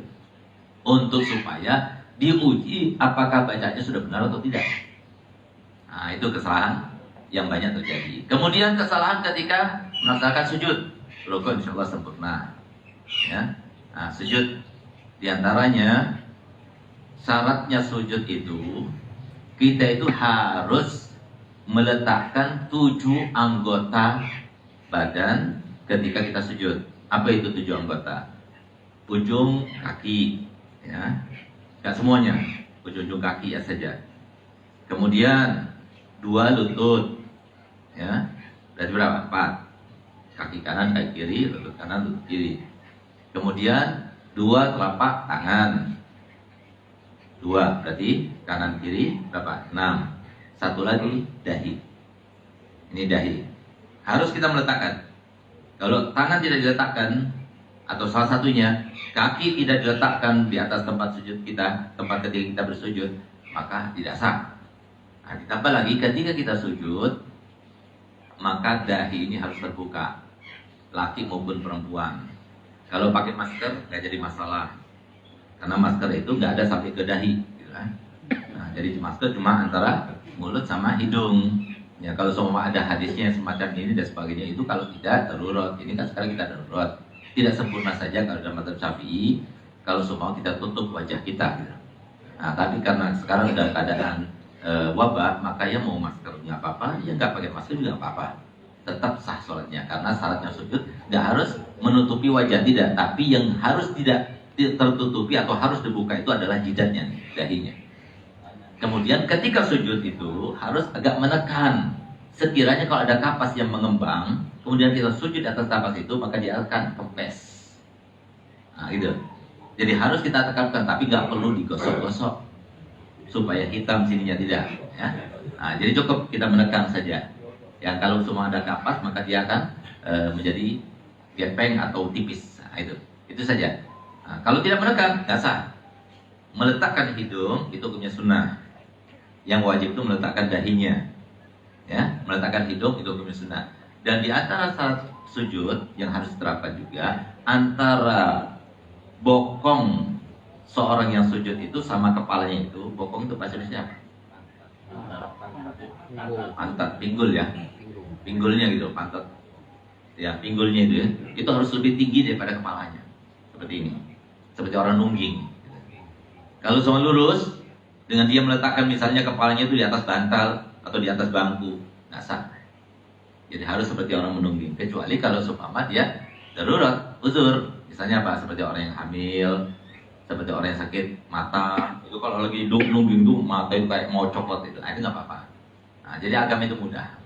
Nah, itu saja kesalahan yang banyak terjadi. Oleh karenanya camkan baik-baik itu buletin yang kita sebarkan itu memuat semua rukun sholat apa disebutkan di situ, semua syaratnya rukun-rukun itu apa disebutkan juga di situ. Begitu pula sunnah-sunnahnya. Kalau kita bisa melaksanakan semuanya sesuai dengan yang ditulis di dalam buletin itu, maka berarti sholat kita sesuai dengan yang diajarkan oleh Nabi Muhammad SAW. Kita mohon kepada Allah Ta'ala semoga sholat kita selalu seperti yang diajarkan Nabi SAW, seperti yang diajarkan oleh sahabat Nabi SAW, seperti yang diajarkan oleh para ulama Nabi Muhammad SAW, sehingga sholat kita itu benar-benar fungsinya menjaga diri kita daripada perbuatan keji dan kemungkaran.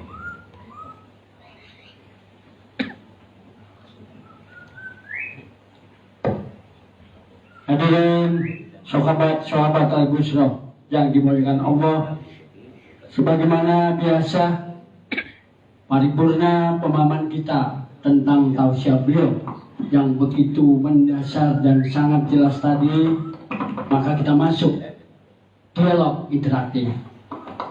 Untuk dialog interaktif ini, yang pertama mohon berkenan kepada guru kita Kiai Haji Nur Kholis Mustari. Kemudian setelah Kiai Haji Nur Kholis Mustari, pertanyaan akan dipadu. Mohon nanti disimpulkan saja oleh saudara kami Haji Arif Tasribin. Kepada Pak Yai, monggo. Assalamualaikum warahmatullahi wabarakatuh. Ini masalah penting sekali bagi saya, ya. Penting sekali masalah sholat. Karena saya juga SMP sudah tua, 81 umur saya. Jadi saya tidak pernah berdiri, selalu duduk. Ya, salat dengan kursi saya, jadi duduk dengan kursi. Sholat saya dan saya jamaah. Malah yang saya ikuti jamaah anak murid saya, dia itu juga jamaah. Bagaimana itu urusannya? Jadi saya sholat dengan duduk di kursi dan saya jamaah. Itu jamaah dari saya apa boleh gitu. Itu saya. Kedua, saya mohon dengan sangat dengan kepada Habib, saya minta ijazah Rabbi Mahta. Sudah.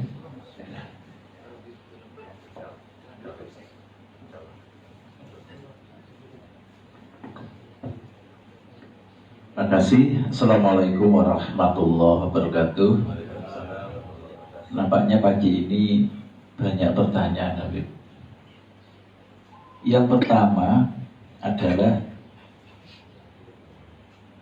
bagaimana hukumnya saya bekerja di rumahnya orang yang bekerja di bank, tapi banknya bukan bank syariah, dan uang tersebut saya gunakan untuk menghidupi keluarga. Apa yang harus saya lakukan saat ini? Dan saya tahu bahwa uang itu adalah riba. Yang kedua, banyak wartawan yang menulis berita yang akhirnya bisa menimbulkan perpecahan di masyarakat. Karena berita-berita itu kadang-kadang belum jelas permasalahannya. Dan ternyata justru berita itu yang laris dibaca oleh masyarakat, sehingga koran bisa menjadi laris. Berikutnya, apakah diperkenankan sholat witir dilakukan 1 rakaat atau dilakukan 3 rakaat sekaligus 1 salam? Berikutnya masih ada lagi,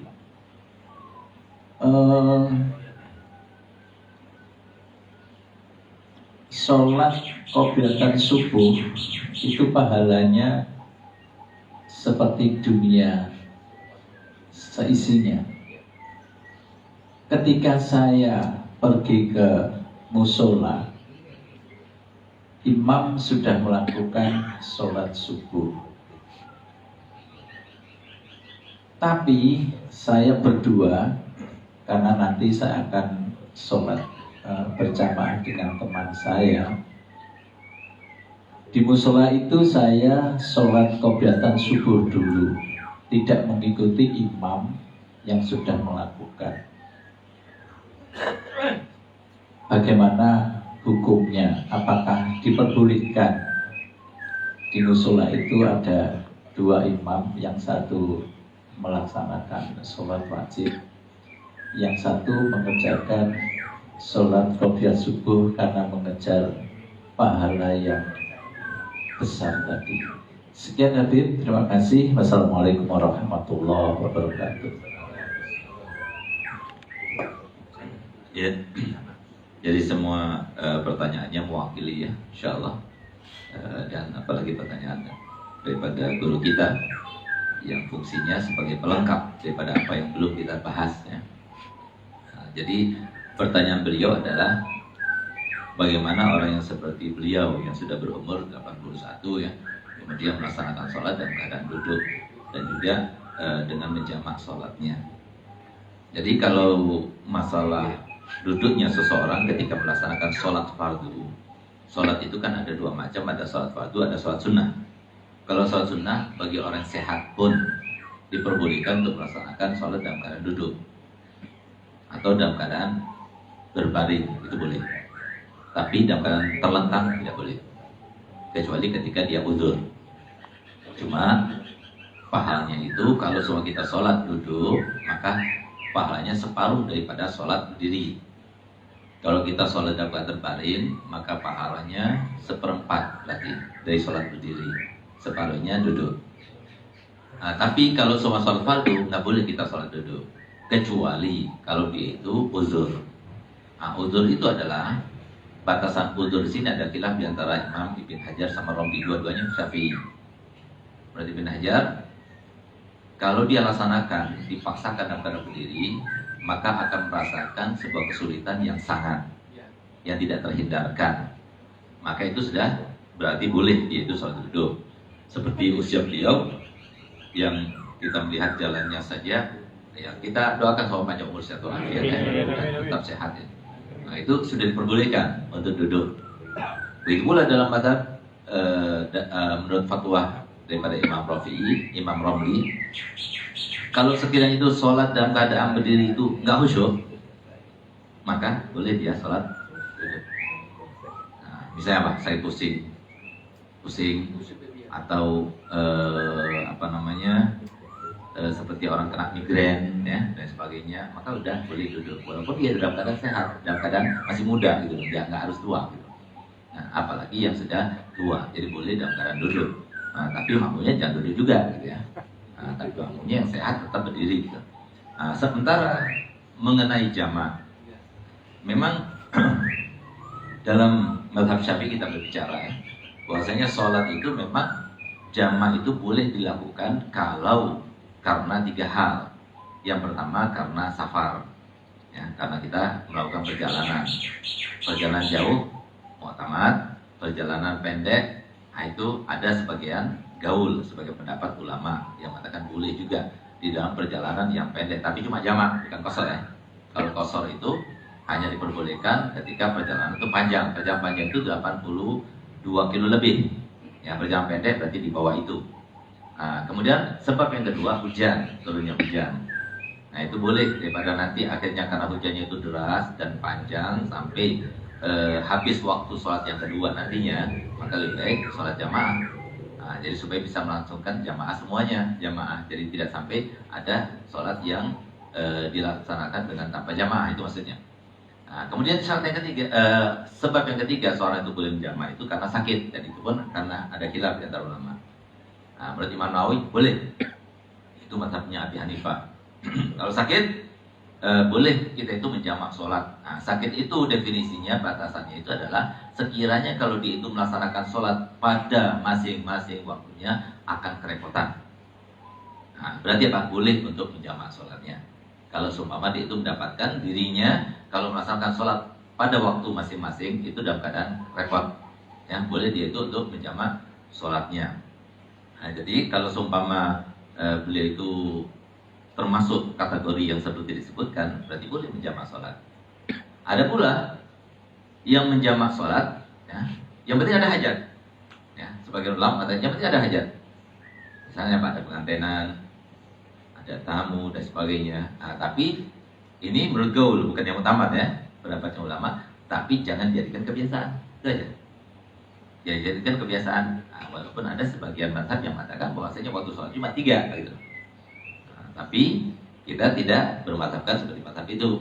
Mazhab Syafi'i tetap 5, tapi kita boleh menjamaknya asalkan terjadi kepada kita salah satu daripada sebab yang 3 yang seperti yang disebutkan tadi.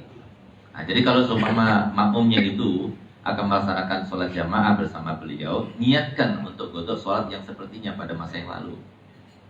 Nah, jadi sholat godok. Nah, jadi sehingga apa? Beliau bisa sholat jamaah, gitu maksudnya. Jadi bukan sholat sendirian. Nah, sehingga yang makmumnya itu niatkan seperti sholat itu untuk godok sholat yang sepertinya di masa yang lalu, gitu. Seperti itu. Kemudian mengenai ijazah rotib yang diminta, maka ijazah rotib haddad, ijazah rotib al-aqos, ijazah wildul latif yang disebutkan tadi itu kami dapatkan dari banyak guru kami. Di antaranya dari Abu Yazid Muhammad Al-Maliki, dari Al-Habib Zain Ibrahim Bismin, dari ayah saya sendiri Habib Hasan Baharun, dari Habib Umar bin Hafid, dari Habib Salim Syadri, dari Al-Habib Hamid Al-Bar, dari Habib Abdul Ba'bud, dari banyak para guru-guru kami yang telah memberikan ijazah secara khusus ya, dalam wirid-wirid Al-Ba'alawi yang antaranya disebutkan tadi. Maka kalau itu tersambung kepada saya, maka saya ijazahkan kepada Kiai Nur Khalis Mustari dan kepada semua jamaah yang hadir maupun yang tidak hadir. Nanti diperkuat kalau kita bertemu dengan ijazah amah. Nah, jadi katakan dan jawab qabiltul ijazah. Nah, sebenarnya ijazah ini supaya lebih kuat lagi hubungannya. Jadi kayak izin gitu. Mau masuk rumah sudah izin, Fadol masuk. Nah, kalau Fadol masuk berarti kan sudah boleh gitu. Tapi nggak usah Fadol langsung masuk ke sini, bisa disangka pencuri dia gitu. Nah, tapi kalau sudah dikasih izin, nah itu insya Allah dimudahkan jadi segalanya. Itu maksudnya. Jadi supaya langsung dapat khasiatnya itu. Rotib haddad itu kalau dibaca di suatu rumah, maka 40 hari rumah itu akan sunyi dan sepi daripada jin yang mengganggu. Nah, jadi sangat bagus ya untuk kita baca, terutama di zaman akhir seperti sekarang ini. Pokoknya zaman akhir ini ya, ingat pesannya baik-baik, jangan ikut-ikutan. Ya, ini zaman fitnah. Yang diberitakan Nabi SAW, biar kita di rumah saja. Ini zaman fitnah. Jadi ikuti habaib, ikuti ulama yang belajar juga kepada habaib sesuai dengan perintahnya Nabi SAW. Mathalu ahal baiti kamathali safinatin Nuh, man raqib najah wa man lam yafqa gharid wa hawa. Jadi orang yang perumpamaan keluarga ini seperti perahunya Nabi Nuh. Gak ada yang bisa menyelamatkan kecuali perahu Nabi Nuh. Yang naik selamat, yang nggak naik nggak selamat. Jadi siapa perahu Nabi Nuh itu? Keluarganya Nabi, atau ulama yang belajar pada keluarga Nabi, atau ulama yang senang pada keluarga Nabi. Ini sudah zamannya.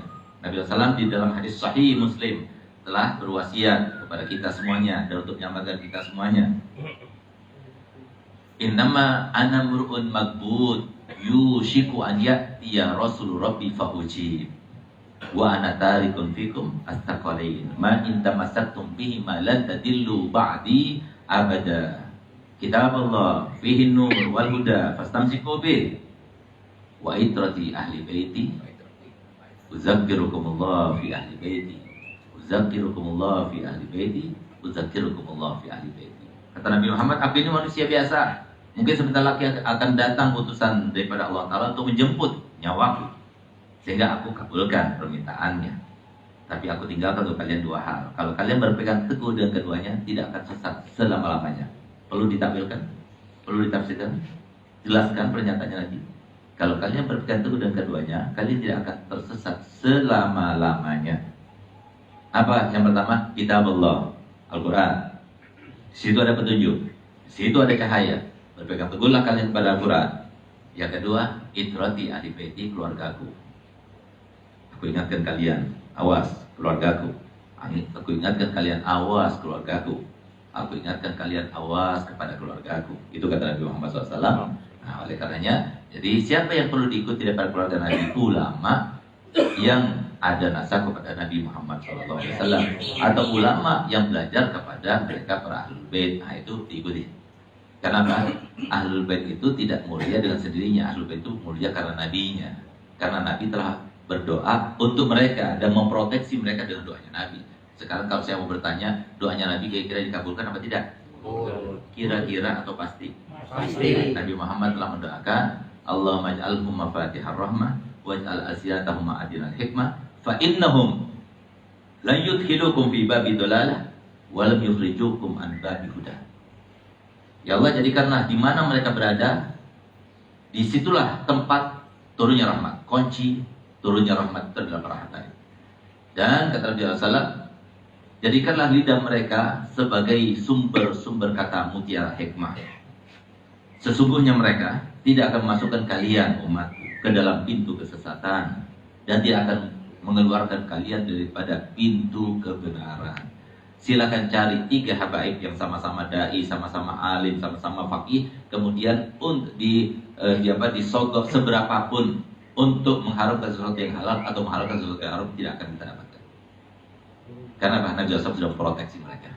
Jadi bukan mereka yang mulia, tapi Nabi Muhammad yang mulia. Dan Nabi Muhammad yang dimuliakan Allah Ta'ala, yang ada di dalam diri mereka. Karena setiap habaib pasti ada darahnya Nabi Muhammad SAW dalamnya. Jadi jangan sampai berbicara terkait dengan para habaib, para ulama, ya jangan. Itu sangat berbahaya sekali dengan urusan kita di masa yang akan datangnya. Nah, kemudian Tidak di masalah zaman. Ya, itu saya dengan murid saya. Beliau itu marah saya. dia sholat duduk, dia sholat duduk. Apa nih? Jadi biar antum sholatnya jamaah. Saya jamaah. Dia jamaah. Dia niat duduk. Niat Duduk ya. Nah, kalau dia nggak boleh jamaah karena dia nggak ada apa-apa, nggak ada sebabnya. Nah, main niat duduk dia nanti. Duduk sholat. Misalnya antum sholat duhur, dia sholat duhur dudukan. Padahal tidak punya untuk apa? Insya Allah punya dia. Nah, kita nggak tahu karena masa-masa lalu itu kan banyak yang dilupakan gitu. Nah, kita jadi seperti itu. Kemudian pertanyaan yang pertama terkait dengan kita itu bertamu kepada orang yang bekerja di bank. Ya, saya paling sulit kalau ditanya tentang apa hukumnya bekerja di bank. Nah, cukup tahulah gitu gimana lah, apalagi di bank konvensional ya. Karena di situ itu ada ribanya masalahnya. Hati-hati, jangan pernah minjam uang di bank, itu termasuk riba. Dan riba itu paling sedikit dosanya seperti sabda Nabi SAW, riba bitun wasabuna baba wa adnahu mithil ayyatiya rajulu ummah. Jadi dosanya riba itu besar. Riba itu banyak macamnya, tapi paling rendahnya dosa riba sama seperti orang yang berzina dengan ibunya sendiri. Jadi silahkan, kalau sudah kita lakukan, ya tunggu aja. Ada aja nanti masalah itu karena dosa. Ya, dosa itu yang bikin kita masalah. Kalau nggak mau masalah, jangan berdosa. Udah. Nggak sama orang, nggak sama Allah. Nanti nggak ada masalah. Kalaupun terjadi sesuatu, itu bukan masalah itu sama kita. Karena kita nggak bermasalah. Walaupun orang lihat, oh kayaknya bermasalah. Kenapa? Karena dia tahu dengan itu kita itu ridho kepada Allah Ta'ala. Itu yang terjadi pada para nabi, terjadi pada para aulia, itu seperti itu. Nah, oleh karena itu, ulama berkata, kalau kita itu ingin bermuamalah, berhubungan, bertransaksi, bentuknya apapun, kepada seseorang yang hartanya itu didapatkan dengan cara riba atau dengan cara yang haram, apapun. Ya. Nah, gimana hukumnya? Maka dikatakan kalau ada 10% saja dari sumber yang halal, 10% saja dari sumber yang halal, boleh kita bermuamalah. Boleh kita datang, boleh kita makan, boleh kita berteduh di rumahnya, boleh kita itu jual beli dengannya. Tapi kalau 100% semuanya haram, baik dari curian, perampokan, penipuan, atau riba semuanya hasilnya, rentenir dia, maka tidak boleh kita bermuamalah dengan cara apapun. Jadi kalau kita ke sana, jangan diminum airnya, jangan dimakan, kuenya dan sebagainya, jangan. Nah, sebatasnya di situ kita keluar. Nanti gak enak, perasaan walaupun gak enak, daripada gak enak kepada kita, gak enak sama Allah gimana? Nah, jadi perhatikan itu. Nah, tapi kalau seumpama ada 10% boleh gitu. Nah, jadi 10% saja ada sumber pemasukan dari yang halal, maka hukumnya boleh kita bertransaksi dengannya. Kemudian yang kedua masalah ya, jadi kalau sholat qobliyah subuh itu memang disebutkan oleh Nabi Sallam itu pahalanya seperti dunia dan seisinya. Jadi maksudnya gimana? Gini lah, kalau kita itu punya dunia dan seisinya, lalu kita sedekahkan, pahalanya besar kan? Masih lebih besar sholat 2 rakaat sebelum subuh. Coba lihat, sedekah itu kan diantara ibadah yang paling sulit untuk kita laksanakan. Sholat itu bisa kita laksanakan hanya melalui setan saja satu mungkin bisa. Tapi kalau sedekah itu gak bakal terlaksana kecuali sampai melewati 70 setan. Sedekah itu, makanya mengumpulkan duit itu susah banget keluarnya. Itu hari Jumat itu 2.000 doang atau 5.000 susah mau keluarnya. Makanya jadi saya berikan tip supaya kita itu tetap sedekah. Ingat, sedekah itu siapa? Untuk diri kita sendiri. Bukan untuk keluarga, bukan. Untuk kita sendiri. Dan sedekah itu akan memberkahkan harta kita, melipat gandakan harta kita, menyenangkan kehidupan kita. Ingat, jadi itu sedekah, manfaat sedekah, menyembuhkan penyakit kita dan sebagainya, menolak bencana yang akan terjadi. Supaya kita bisa sedekah dan tidak melewati 70 setan ini. Bagaimana caranya? Setiap bulan kita sudah proyeksikan, ya, proyeksikan, misalnya 2,5% atau 1/3. Kemudian kita sisihkan, Jadi misalnya apa? Kita dapat 5.500.000, kita sisihkan. 500.000 itu taruh di laci pertama misalnya. Nanti kalau ada orang, ada ini, kita keluarkan dari situ.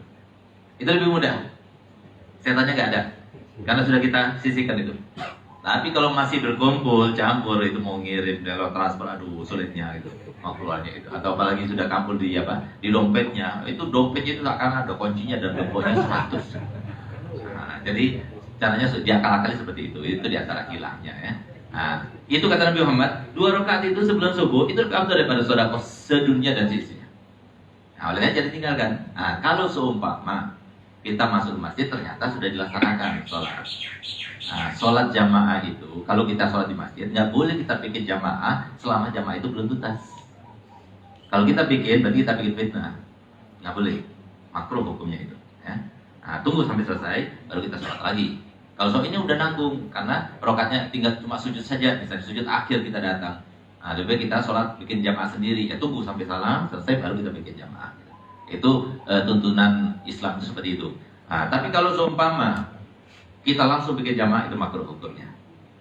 Seumpama karena sebab kita itu tidak melaksanakan sholat 2 rakaat itu, akhirnya kita padahal datang dari awal, kita mau nunggu akhirah, nanti tunggu karena kita belum sholat 2 rakaat, nanti kamu sholat sama aku, jangan sholat sama mereka ya misalnya. Sholat jamaah yang lebih banyak itu lebih afdal daripada sholat jamaah yang lebih sedikit. Sehingga Pak, udah sholat sama mereka, nanti habis sholat kita cari tempat yang sepi, kita sholat.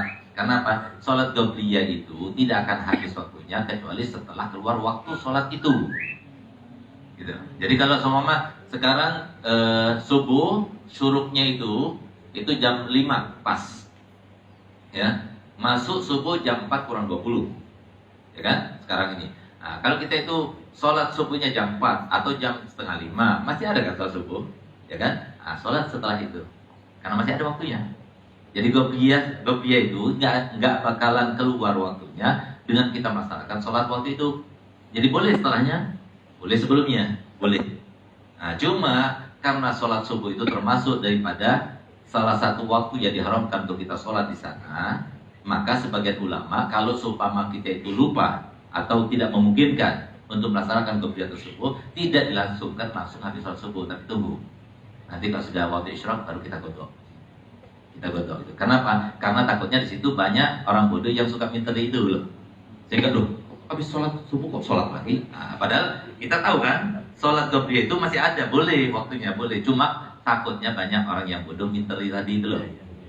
Akhirnya jadi fitnah, itu maksudnya. Oleh karena habaib, ulama di kalangan habaib, kalau seumpama dia belum sholat qobliyah subuh sudah dilaksanakan, qobliyah subuhnya itu digodok nanti setelah isyraq.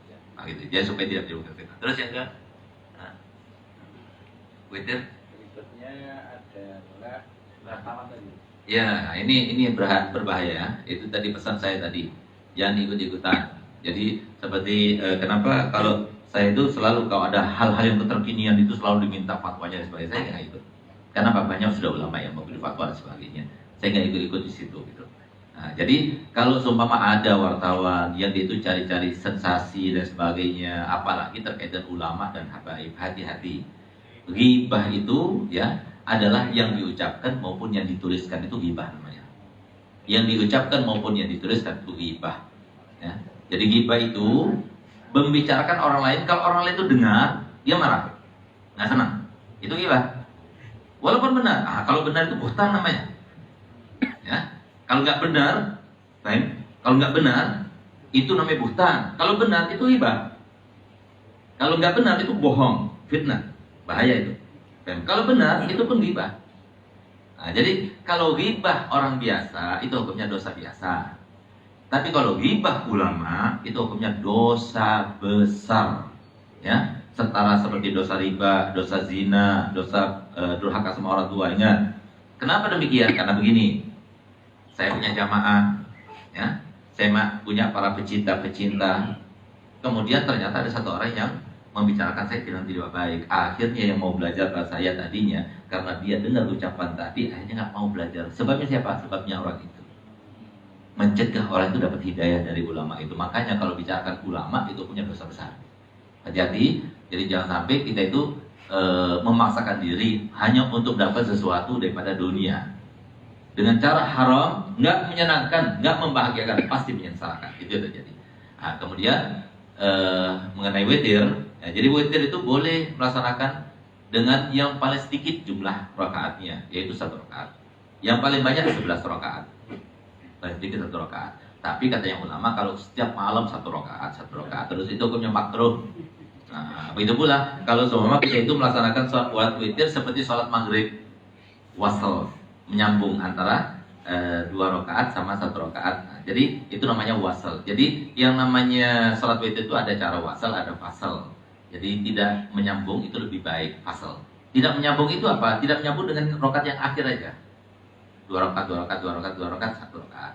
Kalau 2 rakaat, 2 rakaat, 2 rakaat, 2 rakaat, nanti terakhir 3 rakaat itu termasuk wasal. Nah, jadi sunnahnya itu adalah fasal. Yang akhir itu yang paling penting. Harus bisa itu yang akhir. Jadi supaya tidak sama seperti sholat maghrib seperti yang diajarkan Nabi SAW. Nah, paling afdalnya ya sholat 11 rakaat. Kalau nggak bisa ya udah 9 rakaat, 7 rakaat, 5 rakaat, 3 rakaat. Nah, gitu. Nah, tapi kalau seumpama waktu itu dalam keadaan sakit boleh 1 rakaat, tapi jangan terus-terusan seperti itu. Semoga berguna bagi kita semuanya. Allah Ta'ala, semoga kita semuanya termasuk dilindungi Allah Ta'ala dari fitnah akhir zaman, dan semoga kita dilindungi Allah Ta'ala, cinta Allah Ta'ala. Amin ya rabbal alamin. بأننا اقترفنا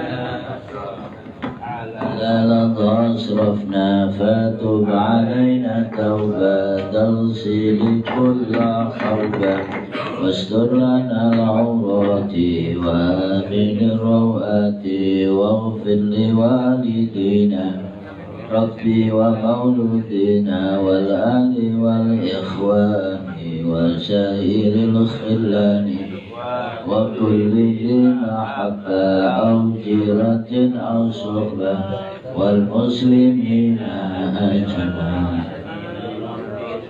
فضلا وجودا من نادى بابتسام منا بالمصطفى الرسول نرضى بكل سول صلى وسلم ربي عليه عد حبي وآله وصحبه